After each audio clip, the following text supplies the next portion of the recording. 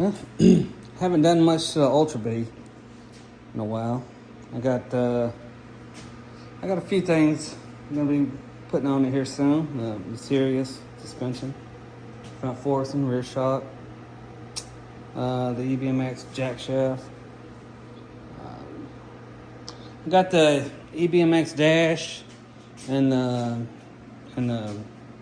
display for it. The EBMX controller cover.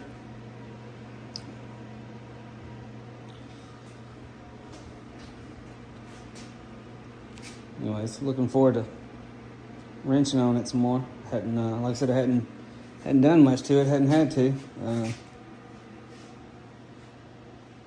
It's the new RTR, a little mini starter.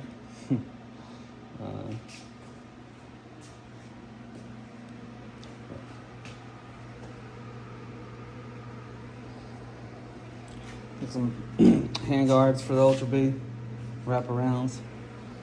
These little stock ones